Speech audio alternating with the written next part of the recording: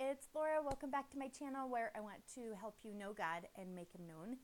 And in this video, I'm going to talk about science and how it shows us about God's heart and character. And what I want to talk about is Newton's laws of motion, because I love how God put these things in place, these laws, that we can see Him and we get a glimpse of His heart and character based on what He did, and not the laws that physically govern things, but it also has more to it. The laws that govern our lives, kind of like all the proverbs that talk about you twist someone's nose, it'll bleed, just like cause and effect type of thing. So first, Newton's first law of motion is an object at rest tends to stay at rest.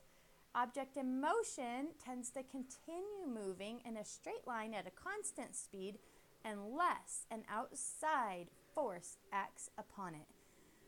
Oh, there's so many crazy things to this. Okay, first of all, an object at rest tends to stay at rest, right? Yep, we can see that in our own faith, like if you're just lazy in your faith and you're not really wanting to dive in to know God through His Word and spend time in prayer or share your faith or something,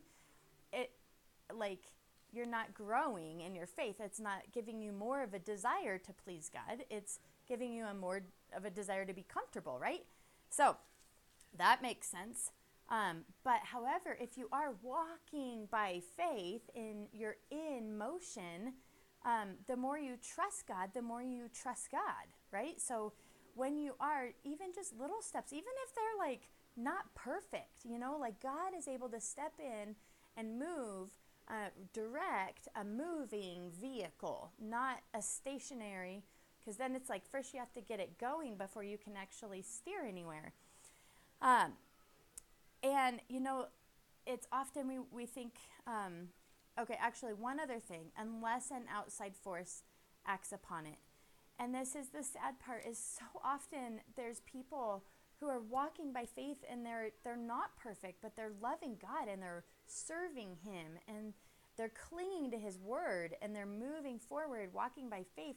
And there's this voice of lies and discouragement, either from other people or from their own mind or from the enemy, and acts upon their faith and hinders them and slows them down. That's what hinders us. If the enemy can't destroy us, he will try to distract us, right? And discourage us. And he will use lots of different things to do that. So those are some interesting things about the first law. And also, what I just wanted to say before was waiting on the Lord. So often we think of waiting on the Lord is being passive, like I'm going to sit here and not do anything. But really, that's not waiting on the Lord. Waiting on the Lord is walking forward in motion, waiting for Him to come through and show off and do something awesome. It's kind of like doing our part. We can see Gideon, he was still moving forward and putting together an army, but God would step in and be like, oop, too many people. You can't tell some to go home, But so we're still in motion. Waiting on the Lord doesn't mean sitting back doing nothing. Okay, so first off, that is the first law of Newton's laws. All right, thanks so much for your time, and stay tuned for Newton's second law of motion. All right, bye-bye.